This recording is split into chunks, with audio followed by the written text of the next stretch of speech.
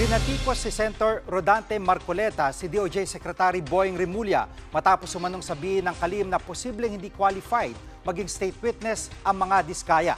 Ayon kay Marcoleta, taliwas ito sa naunang sinabi ni Remulla na magkausap silang dalawa. Nauna nang ginit ni Marcoleta na dapat sa ilalim sa Witness Protection Program ang mga diskaya dahil sa banta umano sa kanilang buhay. Kinalulungkot daw ni Marcoleta ang pagbabago ng pahayag ni Remulla na naging basehan ni Senate President Tito Soto para wag pirmahan ang kanyang rekomendasyon na bigyan ng proteksyon ang mga diskaya bilang testigo. Alam niyo naman si Secretary Boying Remulla, matalikong kaibigan yan, matagal kami nagsama sa House of Representatives. So pinanghawakan ko yung kanyang sinabi sa akin. Malinaw naman po sa batas, kung titingnan po ninyo yung Section 3, isama na po ninyo yung Section 10 ng Republic Act 6981.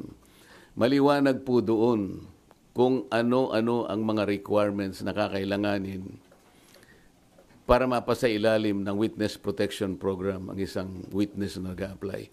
Hindi po kasama doon yung restitution na kanyang binabanggit na magbabalik ka pa ng kung ano-ano sa gobyerno.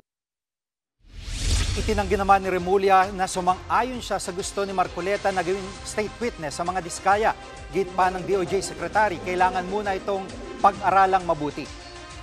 I spoke on the phone for a few minutes, and is that supposed to mean that I already committed to make a state witness somebody I've never met in my life? We have to look at the whole truth and veracity of all the statements made. You do not create a state witness just like that.